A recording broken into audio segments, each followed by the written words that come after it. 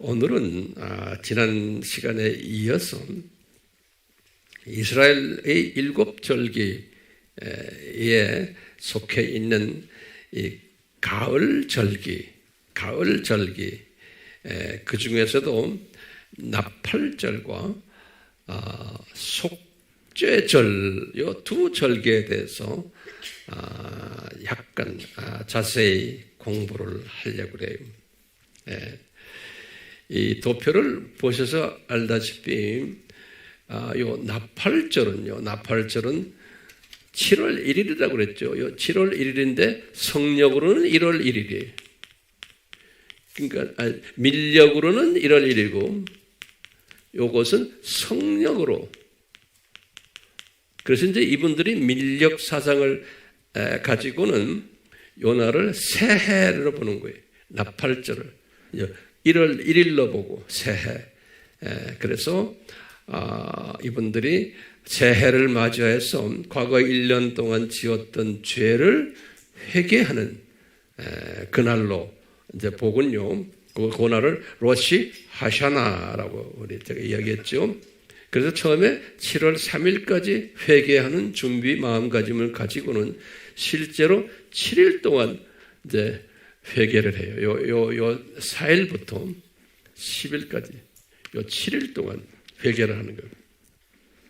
그래서 회개를 요것을 나중에 이제 우리가 더 종말론적으로 생각하면은 요 날에 예수님이 공중 재림하시는 날의 예표다. 요 나팔절이 데살로니가전서 4장 16절이. 그리고는 똑같이 요 날에 신부 후보생들이 들림받는 날로 그런 예표로 데살로니가전서 4장 17절로 보는 거예요. 그리고는 이제 지난 시간에 제가 설명한 거지만 다시 한번 보는 거예요. 이제 요 일주일간 회개하는 기간을 요 7년 환난 기간으로 이제 보고요. 그리고는 이제 속죄절 요 날에 이분들이 속죄를 당하는 거예요. 완전히 자기네의 죄가 용서받는 날이에요. 그래서 속죄일. 그래서 요미란 말은 이스라엘 사람들의 말로 영어 데이라는 일이라는 소리. 데이. 키푸르란 말은 요 죄를 용서받는 날이다. 키푸르 영어로는 어턴먼트 그래요. 그래서 어떤 죄가 용서받는가요? 이거는 원죄인가요? 자범죄인가요? 자범죄예요. 원죄는 언제 용서받았어요? 6월절 때예요. 그렇죠? 애굽에서 나오는 원죄는 6월절 때 용서받았고, 요것은 이제 자범죄들이 1년에 한 번씩 지은 죄들을 용서받는 날이, 자범죄를 용서받는 날이 욤키프르예요. 이제 요 날을 예수님의 지상 재림의 예표로 이제 또 보는 거예요. 우리가 빨간 암송아지 이야기 들었잖아요. 그것은 뭘까요? 그것은 제사장이 예배를 들어가기 전에 제사장이 청결해져야 되기 때문에 제사장 청결용으로 이 붉은 암송아지를 잡아서 제물로 드렸다 하는 이야기 우리 했잖아요. 그러니까 이 암송아지는 어떤 측면에서는 그렇게 중요한 것이 아니에요. 암송아지는 그냥 제사장 청결용으로 하는데, 오늘 이 속죄날에도 이제 우리가 오늘 공부하겠지만 제사장이 깨끗함을 받아서 이제 제사를 드리는 일이 일어나거든요. 그렇기 때문에 그 당시에는 이 제사장이 이 욤키프의 이날에 제사장은 빨간 암송아지를 죽인 게 아니에요. 일반 소에. 그 이야기는 좀 이따가 자세히 할게요. 그러면 노트에 좀 다시 한번 좀 적어보세요. 요 칠판에 제가 적질 않았어요. 자세히 좀 적으세요. 나팔절. 이 나팔절의 특색이 무엇인가? 라고 하면은, 여기 도표에서 보듯이 다시 한번 첫 번째는 성력 7월 1일부터 3일까지로 보는 거예요. 그것은 민력 1월 1일부터 3일까지로 보는 거예요. 이 말은 뭐냐면 이 나팔절은 밀력으로 보면 새해를 기념하는 3일이에요. 새해를. 회개를 준비하는 날이에요. 그래서 이 날에 나팔을 불기 때문에 예수님의 공중재림과 연계되어 있어요. 그래서 데살로니가전서 4장 16절에 그렇기 때문에 항상 예수님이 언제 오시나라고 말을 할 때 많은 분들이 예수님이 꼭 나팔절에 오신다, 공중재림하신다라고 믿는 거예요. 나팔절이. 그래서 이 이스라엘 달력과 우리 달력과는 다르기 때문에 나팔절이 우리 달력으로 따지면은 자꾸 날짜가 변해요. 그래서 2022년에 나팔절이 언제였냐면요. 금년이에요. 9월 25일이었어요. 지난 9월 25일. 그날이 나팔절이었어요. 그래서 이제 어떤 사람들은 그러죠. 예수님이 재림에 오시는데 언제 오시니까 가을에 우리식으로 말하면 가을에 아주 심한 사람들은 날짜까지 말하는 사람이 있죠. 우리나라에 예전에 그런 분들이 있었죠. 그 날짜를 말하는 사람들이 어느 날을 이야기했냐면 나팔절 날을 이야기한 거예요. 그래서 9월 며칠이에요. 그래서 이번 금년은 9월 며칠이라고 그랬어요? 9월 22일인 거예요. 25일에 미안해요. 잘 가르쳐 주세요. 나도 헷갈릴 때 있어요 가끔. 자, 9월 25일이 나팔절이었어요 금년에. 그러니까 이제 어떤 사람들은 좀 날짜를 따지는 사람들은 금년 9월 25일에 예수님이 오신다라고 믿었던 사람들도 분명히 있었을 거예요. 우리나라만이 아니에요. 미국에도 보면 특히 세대주의 중에서도 이런 날짜로 좀 이렇게 이야기하는 분들 중에 이런 사람들이 있어요. 많았어요. 자, 요 날이 계속의 나팔절 날에 요 날이 이제 우리 식으로 생각하면은 뭐냐? 예수님이 보실 때 요 날이 노아의 날과 같은 날이다. 이렇게도 볼 수 있는 거예요. 요 날이 예수님이 지금 공중 재림에 오실 때 예수님이 그랬잖아요. 노아의 날과 같다. 마태복음 24장 37절에서 39절에 또 요 날이 교회 안에 교회가 또는 교인이 교회라는 말은 교인이 두 그룹으로 갈라지는 날이에요. 요 날이. 다시 말하면 들림 받는 자와 남아있는 자로 갈라지는 날이 요 날인 거예요. 그렇죠? 요거 마태복음 24장 40절에서 41절에 농부가 밭을 갈다가 하나는 들림받고 하나는 남는다. 맷돌을 갈던 여인이 하나 들림받고 하나는 남는다. 요거예요. 그 다음에 또요. 10처녀가 하나님의 자녀들이 다 우리 신부 후보생들 10처녀 중에서 5과 5이 갈라진다. 꼭 50대 50이라는 뜻은 안에 10처녀 하나님의 신부감이 될 만한 사람들인데 진짜 신부가 있고 가짜 신부가 갈라진다는 거예요. 마태복음 25장 1절에서 13절에 다 그것이 요 나팔절 날에 일어나는 거예요.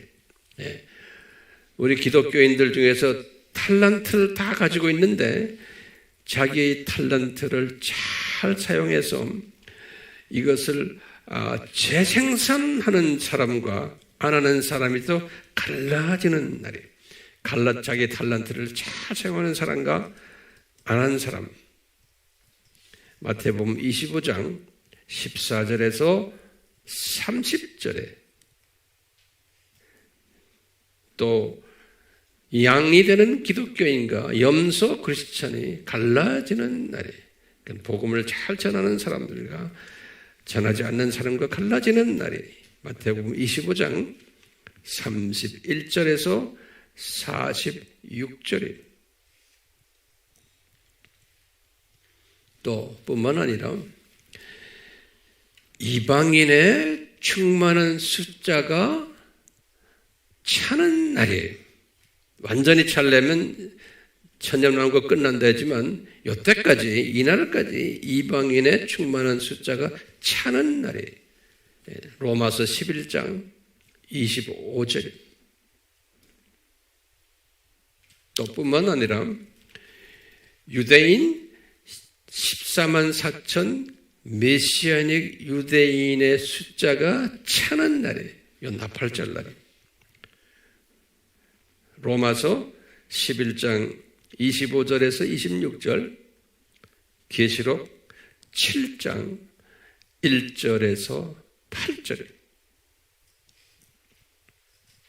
또 뿐만 아니라 여름절기인 4개월이 마치는 날에 여름절기 4개월이 끝나는 날, 요한복음 4장 35절에 그리고 마지막으로 들림받지 못한 사람들이, 들림받지 못한 하나님의 백성들이, 하나님의 백성들이에요. 애통하며 이를 갈면서 슬퍼하는 날이에요. 마태복음 25장 51절. 들림받지 못한 하나님의 자녀들이.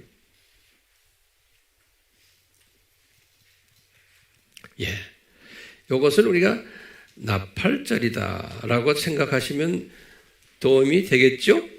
네. 그래서 이 나팔절은 예수님의 입장에서 보면은 축제. 네. 예수님의 입장에서 보면 축제. 그렇기 때문에 이 나팔절을 우리가 기억하시길 바라고, 금년은 나팔절이 언제라고 그랬어요? 9월 25일이다. 이렇게 알고 계시면 돼요. 그리고는 이제 7일 동안 이제 회개하는 이야기 제가 말씀드렸잖아요. 그래서 이제 7월 10일이 되었을 때는 속죄절이다 그러는 거예요. 그래서 이제 지금부터 제가 이제 속죄절에 대해서 조금 자세히 설명해 드리려고 그래요. 이 속죄절은 우리가 이스라엘 사람들은 우리에게 창조 목적 학교의 조교로서 우리에게 예표로 그림자로 보여주는 사람들이다. 우리 항상 이렇게 알고 있었잖아요. 그래서 이 사람들이 요 속죄절 날에 이제 자범죄를 회개하는 그 날인데, 그것을 구체적으로 어떻게 자범죄가 용서되는지를 가르쳐 준 그 날이, 요 날이 이제 우리 레위기 16장 전체에서 이것을 가르쳐 주고 있어요. 레위기 16장 전체에서. 우리 레위기 23장에는 7절기가 나오잖아요. 근데 그 7절기 중에서 지금 나팔절과 특히 속죄절에 어떻게 자범죄가 1년 동안 지었던 자범죄가 용서받는가라는 것을 자세하게 설명한 것이, 이 속죄일에 어떻게 제사를 드려야 되는지를 잘 설명한 것이 레위기 16장이에요. 레위기 16장요. 자, 그러면 모세에게 예수님께서 하신 말씀이에요. 모세야 첫 번째 조건이요. 이 준비하는 과정을 보시면요. 이것이 그대로 이제 우리에게 이제 연결돼요. 아론과 제사장이에요. 모세야. 아론이 제사장이기 때문에 아론인 제사장과 그 가족들이 죄사함을 먼저 받아야 된다는 거예요. 이 속죄절에 이스라엘 모든 족속이 죄를 사함 받기 위해서는 아론이 먼저 죄사함을 받아야 되고 아론이 그 다음에 그 가족들이 먼저 죄사함을 받아야 된다는 거예요. 그러니까 우리 목사들과 목사 가족들이 우선 깨끗하게 죄사함을 받아야 되는 거예요. 교인들이 죄사함 받기 위해서는 굉장히 중요한 개념이에요. 그러니까 목사가 죄사함을 받지 못하고 목사답지 않으면 또 그 가족이 그러면은 그 교인들이 죄사함 받는데 지장을 가진다. 이 내용을 들여다보면요. 그러니까 목회자가 굉장히 중요한 거예요. 자, 그러면 첫째 16장 6절에 뭐라고 그랬냐면 아론에게 또 아론 가족에게 제사함을 받기 위해서 필요한 예물들이 있다는 거예요. 준비물들. 요거 이제 하나하나 봅시다. 첫째가 뭐냐면 어린 숫송아지를 속죄물로 준비하라는 거예요. 어린 숫송아지. 그러니까 빨간 암염소가 아니에요. 그 다음에 두 번째는 숫양. 숫양을 이제 번제물로 준비하라는 거예요. 숫양. 한 마리에 다. 어린 숫송아지를 속죄물로 준비하고, 그 다음에 숫송아지, 숫송아지 안에 숫양을 이제 태우는 거예요. 번제물로 준비해라. 16장 3절에. 그래가지고, 나한테 가져오라는 거예요. 그러니까 제사장 앞에 딱 갖다 놔라는 거예요. 그러면 제사장이 또 준비할 게 있어요. 제사장은, 목사들은 몸을 깨끗한 물로 씻어야 되고, 그 다음에 우리 목사들은, 제사장들은 거룩한 베옷으로 입어야 되고, 세 번째는 배에 허리띠를 두르어야 되고, 그 다음에 배로 만든 관을 써야 된다는 거예요. 관과 허리띠와 옷, 거기다가 몸을 물로 씻어서 깨끗하게 해야 된다. 여기 제사장과 아론과 그 가족들의 죄를 사함받기 위해서 준비를 해야 되는 준비물들. 됐어요? 뭐예요? 어린 숫송아지 속죄물로 준비, 순양 하나를 속죄물로 준비하고, 제사장은 몸을 깨끗이 씻고 배옷을 입고 배허리띠를 띠고 배관을 쓰고, 제사장은, 그러니까 배라는 것은 다 회개의 의미거든요. 이게 제사장을 위한 거고, 그 다음에 이스라엘 백성들을 위해서 또 준비하는 것들이 있는 거예요. 이스라엘 백성들을 위해서. 레위기 16장 5절에 그랬어요. 준비물이 뭐냐? 숫염소 2마리와 요거는 속죄물로 드리기 위해서라는 거예요. 그리고 숫양 1마리, 요건 번제물로 드리기 위해서 준비하라는 거예요. 조금 복잡하죠? 그리고는 이제 예배 절차가 있는 거예요. 예배 절차. 그래서 제목을 예배 절차예요. 이제 제사함 받는 절차가 16장 11절에서 14절에 이제 기록되어 있어요. 첫 번째 절차가 뭐냐면 아론과 그 가족들을 위한 속죄를 위한 절차예요. 목회자 가족들을 위해서. 그러니까 목회자 가족들이 주님 앞에 온전히 서 있지 못하면 그것도 문제가 되는 거예요. 자, 그랬어요. 아론이 지성소에 들어가기 전, 여기 지금 보시면 요 도표를 보셨죠? 여기가 지성소거든요. 여기가 아론이 지성소에 들어가기 전에 이제 예수님이 그 안에 계시거든요. 그래서요, 저기 삼위 하나님이 여기 계시듯이 여기 우리 먼저 알죠? 삼위 하나님은 돌판과 또 여기 아론의 썩는 지팡이와 또 뭐죠? 만나는 예수님, 돌판은 성부 하나님, 아론의 쌍난 지팡이는 성령 하나님. 이렇게 우리가 이제 알고 있잖아요. 예, 그래서요, 아론이 지성소에 들어가기 전에 제일 먼저 할 일이 뭐냐면요, 이제 16장 11절부터 쭉 설명이 나와요. 어린 숫송아지를 잡아라는 거예요. 아까 제사장을 왜 준비한 거예요? 어린 숫송아지를 잡아라. 16절 11절이에요. 그리고는 숫송아지예요. 그 피를 가지고 지성소 앞으로 가져가라. 피를 가지고. 여기 지성소죠? 여기는 성소고 여기는 성소뜰이고요. 뭐를 잡아요? 어린 숫송아지를 잡아. 지금 아론과 그 가족의 죄를 사함받기 위해서예요. 어린 숫송아지를 잡아가지고, 잡는 건 되게 어디서 잡아요? 여기 번제단이거든요. 번제단. 여기서 이제 잡는 거예요. 네. 잡아가지고 피를 가지고서 지성소 앞에 가라는 거예요. 지성소 안에 들어가는 게 아니에요.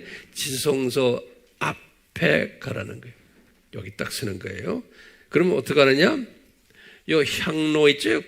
바깥에 이렇게 향로가 있거든요. 이 향로를 먼저 집어넣어요. 지성소에다가. 그래서 향을 피우면 그 향이 그 지성소 안에 가득 참으로 아론의 그 죄를 커버시켜주는, 그러니까 이 연기가 꽉 차 있기 때문에 그 연기가 자비석까지 다 덮어버려요. 지성소 안에 이 자비석이란 건, 저 자비석이 여기서 죄를 용서받는 곳이죠. 여기. 그래서 자비석이라고 그래. The seat of mercy, mercy seat이라고 그래. 내가 용서를 받는 곳이 요 자비석이, 요 자비석. 우리 다 공부했죠? 예. 그래서 이 향로를 이제 가서 불을 피우면은 연기가 자비석을 덮어버리는 거예요. 16장 13절에 그렇게 돼 있어요. 그리고 16장 2절에 뭐라고 그러냐면 그 자비석 위에 예수님이 계신다 그랬어요. 자비석 위에. 그렇기 때문에 이 자비석 위에 예수님이 계신데 이 연기로 자비석을 덮어놓지 않으면 죽는다는 거예요. 우리 죄가 있기 때문에 16장 13절에 보면 죽는다는 게 우리가. 그렇기 때문에 이제 이렇게 덮어놓은 다음에 그 다음에 다시 나와서 피를 가지고 이제 향로를 먼저 연기를 해놓은 다음에 다시 나와서 이제 피를 가지고 누구의 피? 어린 숫송아지 피를 가지고서 자비석 앞에서 7번 이 자비석 앞에서 그 피를 찍어가지고 손가락으로 7번 자비석 위에다가 뿌리는 거예요. 7번. 이렇게 하면은 아론과 그 가족들의 자범죄들이 속죄를 받는다는 거예요. 속죄받는 거예요.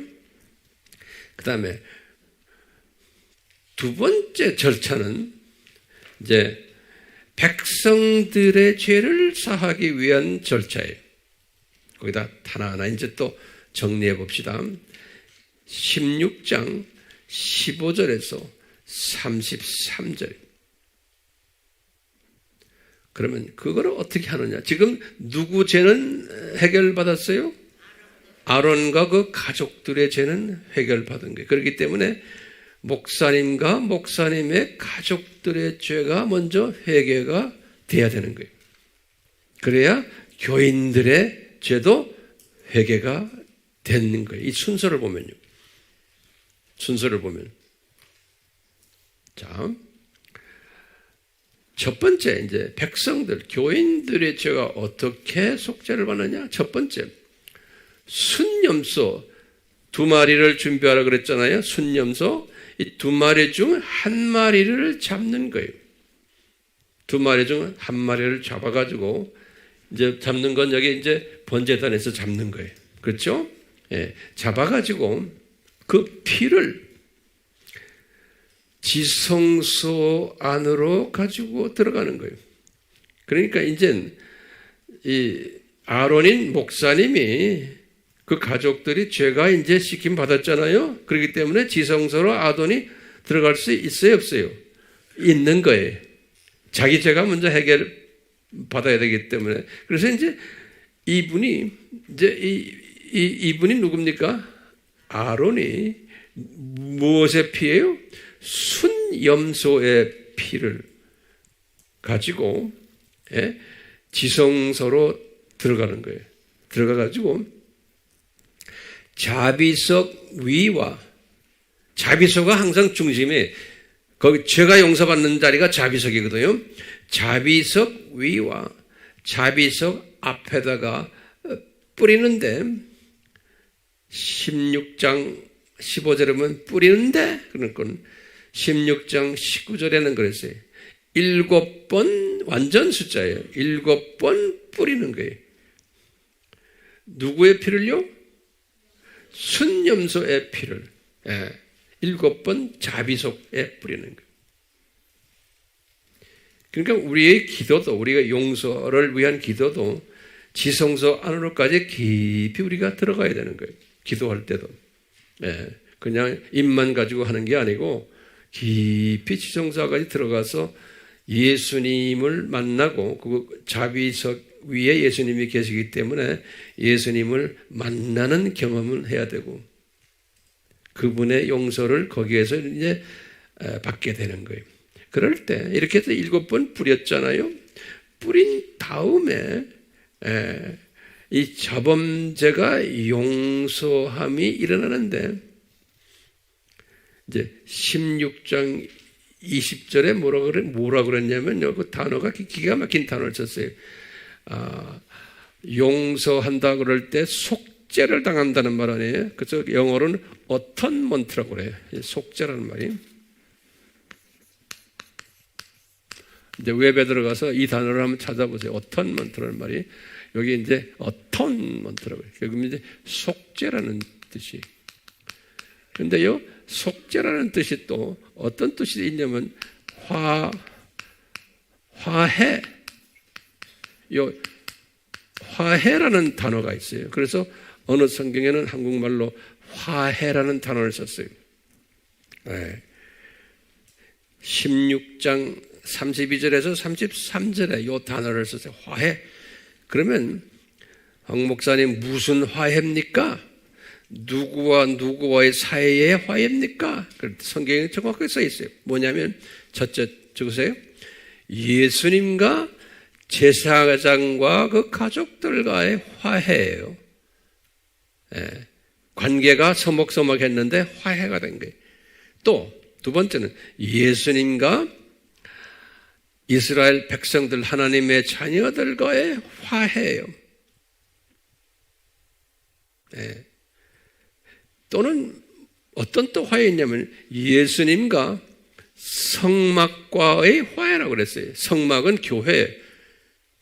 그러니까 우리 아미 교회와 예수님과의 화해도 일어나야 되는 거예요. 이 인간들이 예수님과 화해를 하면 그 인간들이 저와 여러 교인들이 예수님과 화해가 됐으면 이 공간이, 이 교회 건물이 예수님 앞에 화해를 받는 건물이 된다는 거예요. 그러니까 예수님이 기뻐하시는 건물인 거예요. 그래서 예수님과 제단과의 화해다 그래요. 제단은 뭐냐? 여기서 지금 말씀 전하는 이 제단이 예수님에게 화해를 받은 제단이 되어야 된다는 거예요. 그러니까 불편한 것, 자범죄들이 싹 없어져야지만 된다는 거예요. 그래서 교회도 예수님도 화해해야 되고 목회자 가족들도 예수님과 화해해야 되고 그러면은 이 제단도 이 공간도 이 건물도 예수님과 화해가 된다는 거예요. 이 날이 무슨 날이냐? 욤키푸르 날이, 요 날이, 욤키푸르 날이. 이 화해가 되지 않는 교회나 그 제단과 제사장들을 예수님이 표현한 것들이 여러 군데 있는데 그 중에 대표적으로 요한계시록 18장 2절에 예수님이 하신 말씀이 있어요. 그 교회는 겉으로는 교회인데 그게 귀신의 처소라는 거예요. 또는 더러운 영들의 소굴이고 또는 더럽고 가증한 새들의 소굴이라는 거예요. 화해가 꼭 필요한 거예요. 예수님의 보혈로 이제 우리가 화해를 받아야 된다. 그것을 순염소로 예표로 드렸어요. 순염소의 피로. 지금까지 잘 정돈되고 있죠? 네. 그리고 이렇게 화해를 이제 받았잖아요. 화해가 된 것에 대한 증거가 필요한 거예요. 증거가. 그래서 그 증거를 준비된 다른 염소 한 마리, 두 마리를 준비하라고 그랬지? 그 중에 한 염소는 첫 번째 염소는 이미 피를 흘리해서 제물로 됐고 두 번째 염소는 피를 흘리는 게 아니고 그냥 살아있는 염소 한 마리예요. 그 염소를 이제 가져다가 화해의 증거로 어떻게 하냐면 아론에게 그 염소에게 아론이 두 손으로 염소에게 안수하도록 하는 거예요. 그래서 안수하면서 아론과 그 가족들의 죄와 이스라엘 사람들의 모든 죄를 그 염소에게 전가시키는 거예요.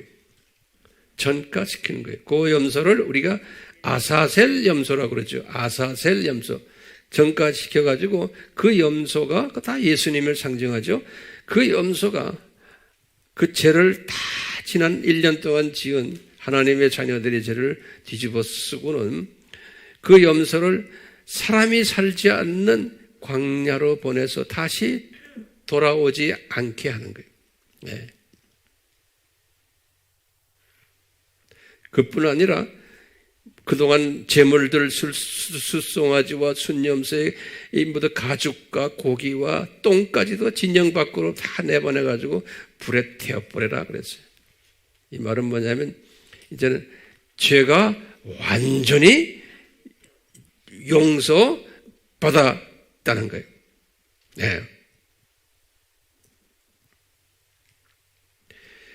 이렇게 이 날을 속죄일이라 그러는 거예요. 그날을 욤키푸르다 그런 거예요. 욤키푸르. 다시 말하면 이 욤키푸르는 하나님의 자녀들이 자범죄들이 용서를 받아가지고 하나님과 화해가 된 날인 거예요. 우리 예수님과. 그렇기 때문에 그 화해는 목사들도 화해해야 되고 가족들도 화해해야 되고 이 건물도 이 공간도 이 제단도 다 예수님 앞에 화해를 받아야 되는 날인 거예요. 그래서 우리는 이날 욤키프 날이라고 해서 유대인들이 이 날을 이렇게 열심히 지금 섬기고 있어요. 이분들이요, 이 예수님을 모르는 분들이기 때문에, 기독교의 이 교리를 모르기 때문에 우리에게 이분들은 이 창조 목적 학교의 조교로서 오늘날도 열심히 이 욤키푸르 홀리데이를 지키고 있어요. 오늘날도요.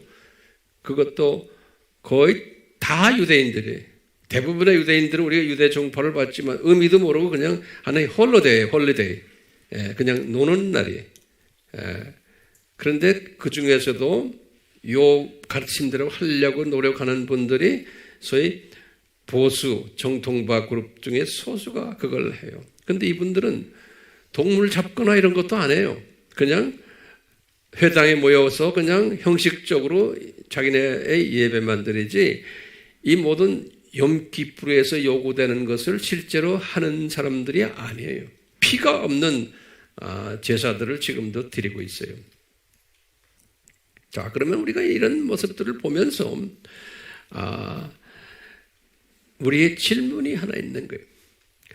우리의 욤키푸르는 꼭 7월 1일 날 또는 7월 10일 날인가? 라고 할 때 예수님이 분명히 이 욤키푸르를 이렇게 이야기하시면서 이것은 영원한 규례다 그랬어요. 이것은 영원한 규례다. 이랬듯이 우리의 욤키푸르는, 우리의 속죄일은 1년에 하루인가요? 그러면 뭐라고 대답해야 돼요? 아니에요. 매일인가? 우리는 매일매일이 욤키푸르 날인 거예요. 그렇기 때문에 우리의 죄가 뭐예요? 도대체? 여러분들, 예수님의 입장에서 볼 때 우리의 죄가 뭡니까? 성서적으로 보면 그거 하나씩 좀 적어주실래요? 제일 큰 계명이 뭐예요? 수직계명이에요. 그러니까 여기에 민감해야 돼요. 우리의 죄가 그냥 내가 뭐 거짓말했다, 누굴 좀 속였다, 이런 죄는 이건 죄도 아니에요. 이거는 예수님의 입장에서 보면 그냥 아무것도 아니에요. 진짜 죄가 뭐예요? 수직계명에서 수직계명에서 뭐예요? 수직계명에서 1계명과 4계명까지죠. 다시 말하면 나의 삶 속에서 하나님 외에 딴 놈들을 사랑하는 일을 한 것들, 그게 예수님의 입장에서 보면 가장 큰 죄인 거예요. 내가 하여튼 우상 섬기는 거죠. 하나님 외에 딴 것에 내가 관심을 두고 그것 때문에 내 마음의 평강을 누리고 그것 때문에 내가 만족하고 그렇게 하는 것들, 돈, 명예, 권력, 심지어 내 가족들까지 예수님 외에 이런 것들에 내가 의지하고 평강을 찾고 이런 것들은 다 그게 수직 계명을 범하는 죄라는 거예요. 그렇기 때문에 우리가 제일 먼저 회개할 것이 뭐냐면 예수님 앞에, 예수님, 제가 예수님 외에 내 자녀를 더 많이 생각하고 내 자녀 신경 더 많이 쓰고 그랬습니다. 예수님보다도 제가 세상 일들에 더 관심이 많았고 세상의 모든 즐거운 것들을 보고 즐거워하고 그랬습니다. 근데 이런 걸 고백하는 사람은 많지 않아요. 성서 전체를 보면 아주 소수가 그걸 했어요. 그때 예수님의 입장에서는 이 속죄일에 진정한 그 죄사함 받는 분들이 많지 않은 거예요. 예수님의 입장에서 보면요. 그러니까 우리는 지혜로운 자는 항상 이 수직계명의 잘못된 것을 가지고 먼저 욤키푸르를 해야 되는 거예요. 지혜로운 자는요. 그러면 우리 걱정 있죠. 그러면 그럼 내 자녀 걱정 뭐야? 그러면 안 해도 됩니까? 가족 걱정 안 해도 됩니까? 사업 걱정 집어 던져야 됩니까? 이렇게 물어보잖아요. 아니에요. 내가 그런 문제를 차선에 놓고 있을 때 예수님이 책임지시는 거예요. 내 자녀들과 모든 내가 관계하는 것들, 내가 걱정하는 것들은 예수님이 알아서 잘 관리해 주시는 거예요. 이 믿음이 있어야 되는데 내가 하려고 하는 거예요. 그게 믿음이 있는 자와 없는 자의 차이점이에요. 내 건강 관리하는 것도 성령님이 나를 통해서 건강 관리하도록 이끄시는 거예요. 그러니까 내가 건강 관리를 위해서 교회도 잘 안 나오고 내가 건강 거기 약속이 있는 하여튼 세상 일 때문에 교회를 제쳐놓고 하는 거는 아니죠. 예? 어떤 사람들은 고3 학생 우리 애 있으니까 고3 공부 때문에 교회를 안 나온다. 이런 것도 저는 보기에 믿음이 없는 것 같아요. 주님께 맡기셔야 되는데, 자, 그러니까 첫 번째 죄가 무슨 죄예요? 수직 계명이. 두 번째 그 다음으로 흘러오는 것이 수평 계명인 거예요. 하나님의 자녀들끼리 서로 사랑해주고 용서해주고 껴안아주고 격려해주고 하나님의 자녀들끼리 서로 케어해주는 거예요. 또 가족들도 케어하고 사랑해주고 이것은 두 번째 일인 거예요. 두 번째 일. 이런 일에 조금 잘못했을 때의 용서를 받는 것이 두 번째 파트예요. 그러니까 어느 파트이 가장 중요해요? 첫 번째 파트이 해결받으면 두 번째는 내가 입을 열지 않아도 이분이 해결해 주세요. 나는 그렇게 믿어요. 첫 번째 파트에 초점을 맞추는 사람은 먼저 그 나라와 그 의를 위해서 초점을 맞추는 사람은 나머지는 내가 알아서 해준다. 마태복음 6장 33절에 예수님이 분명히 약속하셨어요. 그렇기 때문에 가장 중요한 것이 창조 목적이에요. 창조 목적. 이것을 위해서 하면은 이런 사람은 그 다음에 지상 사명으로 흘러가게 돼 있어요. 지상 사명은 뭐예요? 전도하고 복음 전하고 가르치고 이방 사람들에게 직접 간접으로 복음 전하는 데 사용하는 데 관심을 가지고 기도하고 이렇게 되게 돼 있어요. 그러니까요. 가장 중요한 것을 먼저 하면은 나머지는 주님이 자동적으로 이끌어 가시는 거예요. 이끌어 가시는 거예요. 네.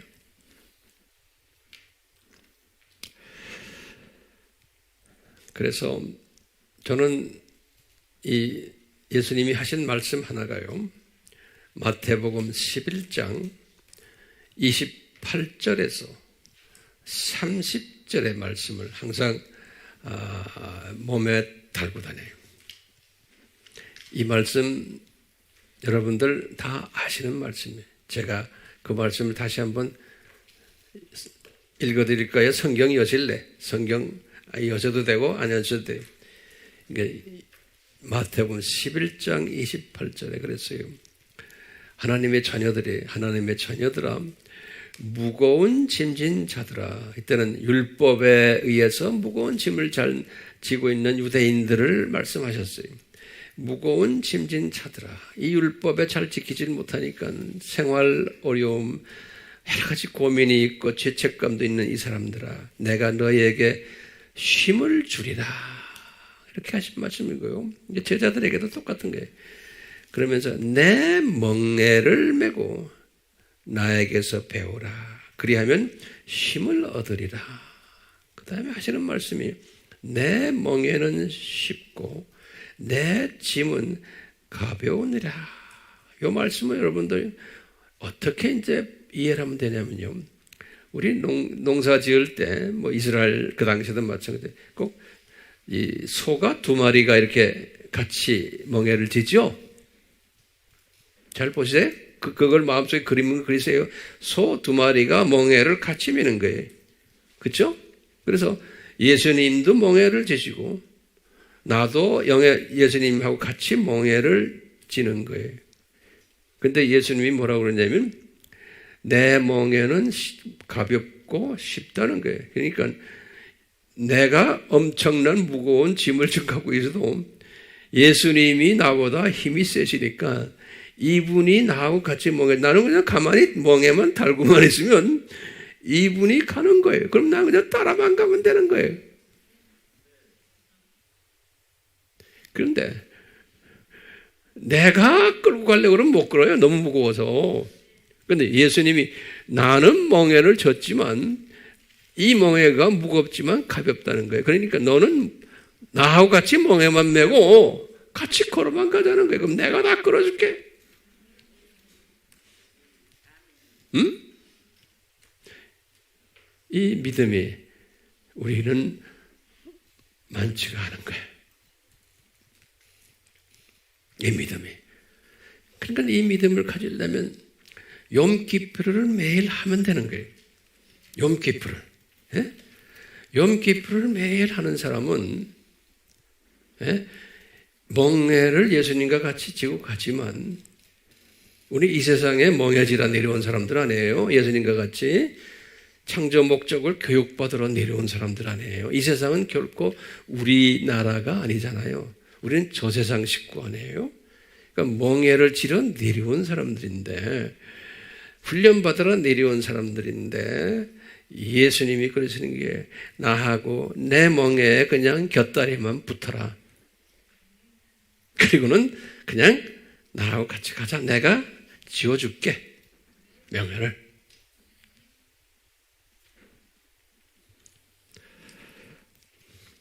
이 욤기프를 하는 사람과 안 하는 사람의 차이점이 여기에 있어요. 예수님의 멍에를 같이 지고 가는 거야. 안 그러면 내가 하려고 하는 거야. 네. 그렇기 때문에 내가 하려고 하는 사람은 멍에를 안 민 사람들이나 욤기프를 안 하는 사람들을 자꾸 질책해요. 그게 소위 우리 알메니언주의 사람들이 왜 안 하느냐? 해야 된다. 네가 안 하면 네가 고생한다. 막 이렇게 덤벼드는 사람이에요. 그런데 이제 이것보다 소위 칼빈주의 사람들은 그냥 같이 예수님과 멍에를 지고 있으면 그분이 그냥 이끌어 주시는 대로 내 대신 그분이 가주는 거예요. 그러니까 그걸 순종 안 하는 사람들을 혼내주는 것보다는 그냥 격려해주고 당신 예수님과 같이 하려면 이렇게 하면 된다. 가르쳐주고 이렇게 사랑으로서 해주는 일이에요. 어디에서 차이 나요? 욤기프를 하는 사람과 안 하는 사람과의 차이점이 여기서 나요. 욤기프에 그거 할 때도 내가 잘나서 내가 선한 행동을 했기 때문에 욤기프의 열매가 생기는 게 아니잖아요. 예? 그 피가 그렇게 만들어주는 거예요. 피가. 예수님의 피가. 예. 그래서 시편 104편 11절에서 16절에 이런 것을 깨달은 다윗이 고백하는 것을 우리가 굉장히 좋아해요. 그런데 이 욤기프로 하는 사람과 안 하는 사람의 차이가 엄청난 거예요. 이 다윗은 이 영적 욤기프를 했던 분이에요. 그래서 이런 고백이 나오는 거예요. 시편 104편 11절에서 16절에 특별히 이분이 이래요. 여호와의 자비가 용서하심의 mercy 우리 용서의 자리 있죠? mercy 자비석 똑같아요. 여호와의 자비가 하늘이 땅보다 높음같이 그를 경외하는 자들에게 크심이라고 그랬어요. 그게 굉장히 중요해요. 아무나에게 자비가 아니에요. 그를 경외하는 자들이.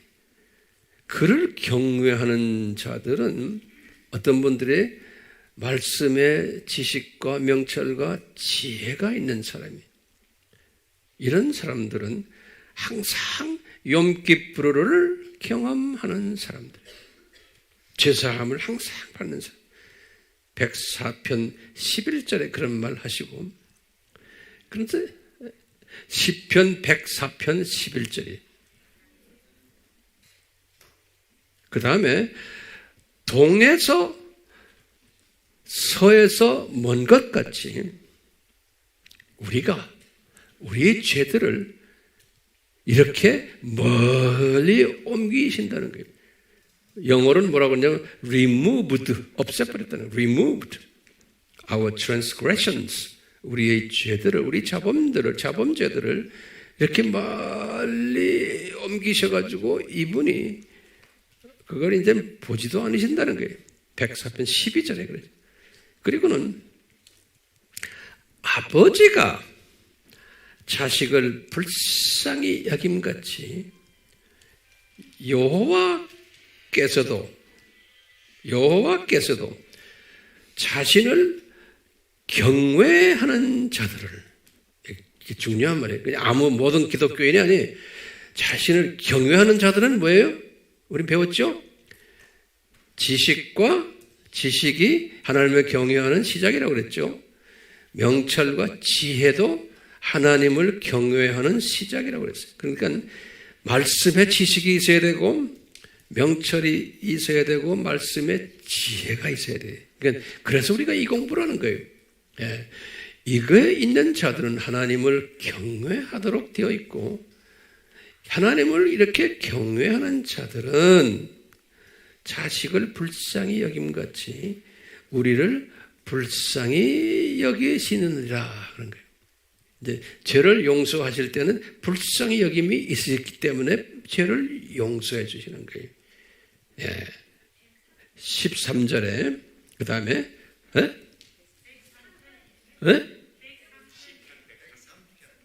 103편이요? 오케이. 예. 시편 103편이라 그래요. 예. 자, 103편. 아, 맞아. 103편이에요. 시편 103편이에요. 자, 그리고는 그 다음에 중요한 말이 있어요. 그리고는 이제 뭐라고 그러냐면, 예수님은 우리의 체질을 아시는 분이다. 이게 14절에서 16절에 그래요. 그러면서 뭐냐, 우리의 체질은, 하나님의 자녀들은 이 세상에 지금 우리가 학생으로 온, 우리는 체질이 진토라는 거예요. 진토.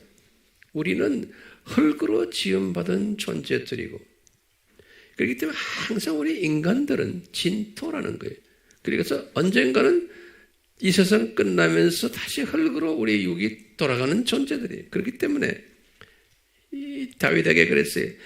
우리의 날들은 풀과 같고, 우리가 지금 성공하고 번영하는 것들은 들의 꽃과 같다는 거예요. 그래서 바람이 그 위를 지나가 버리면 사라지나니 자국도 없이 사라지기 때문에 그 이상 우리가 볼 수도 없는 존재들이라는 거예요. 그러니까 이것은 우리가 많이 들어왔지만 이 욤기프를 열심히 해야 되는데, 욤기프를 하려면 뭐 해야 돼요? 하나님의 말씀에 지식이 있어야 되고, 명철이 있어야 되고, 지혜가 있어야지만 하나님을 경외하는 마음이 들어오는 거예요. 하나님을 경외하는 마음이 그냥 들어오는 게 아니에요. 말씀 속에서.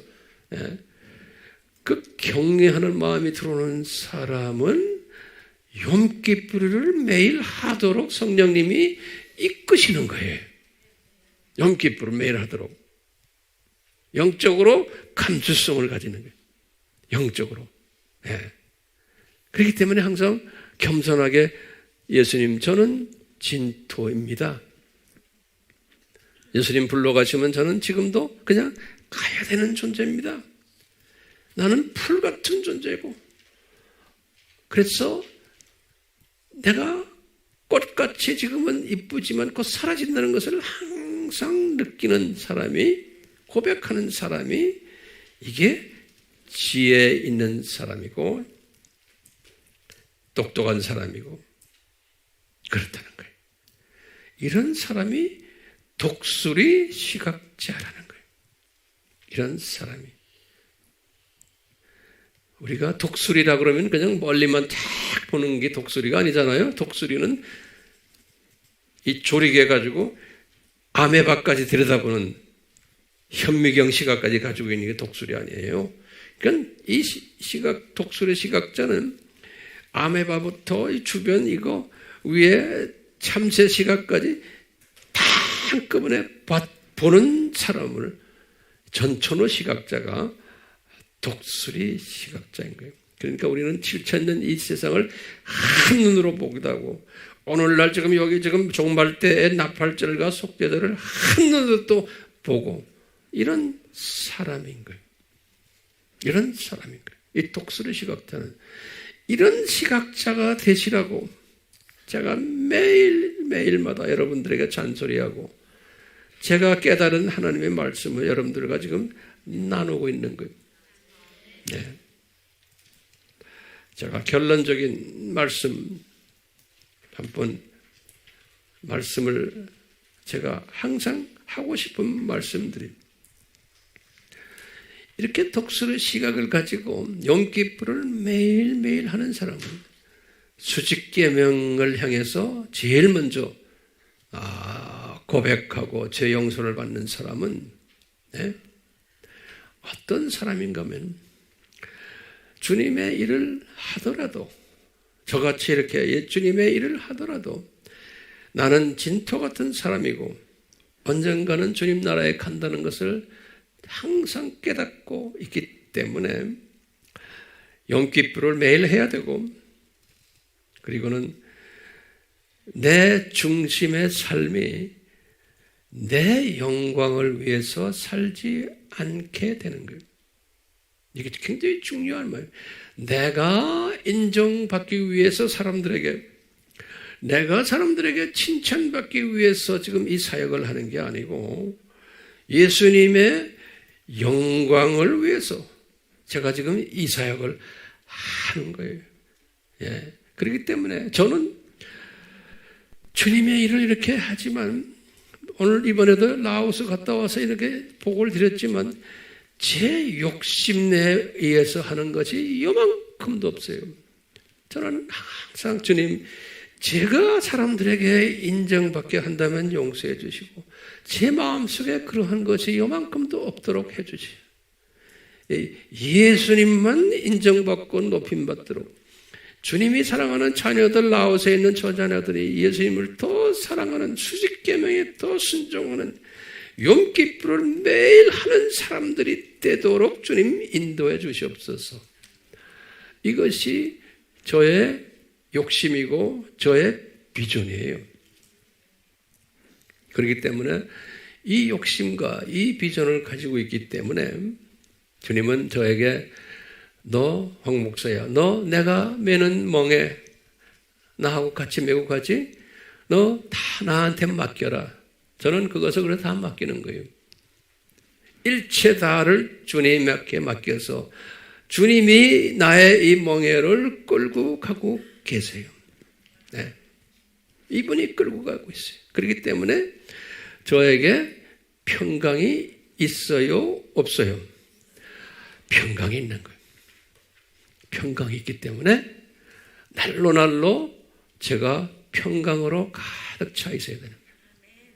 그것은 여러분들의 두 눈으로, 영의 눈으로, 육의 눈으로 저를 쳐다보세요. 황 목사님이 평강이 있는가? 저분이 욕심이 있는가 없는가? 여러분들이 진단하세요. 나는 그런 사람 되기 위해서 주님의 은혜를 간구하고 있는 사람이에요.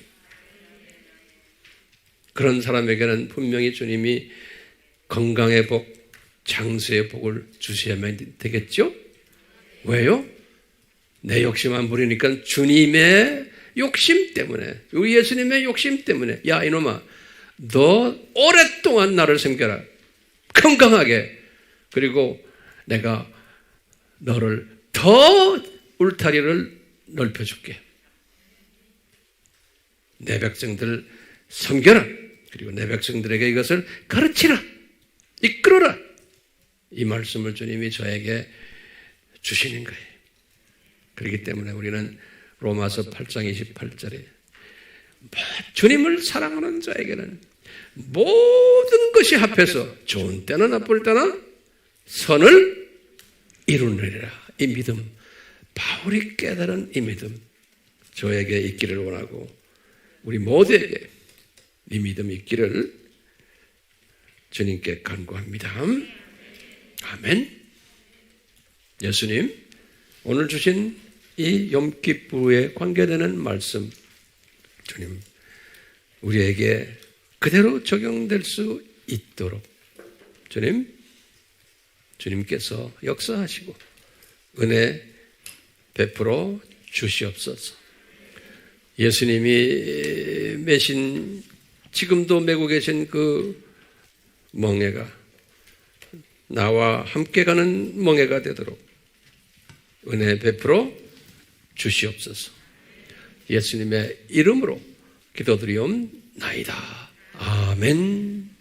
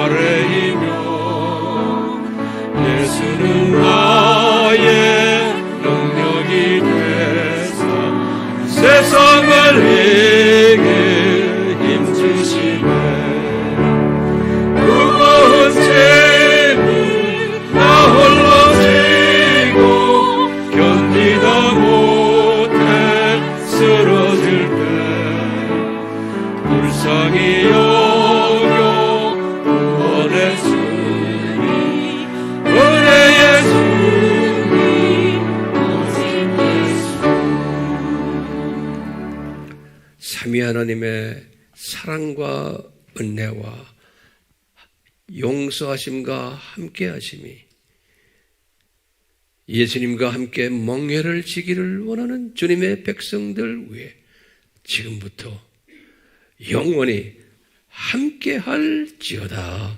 아멘.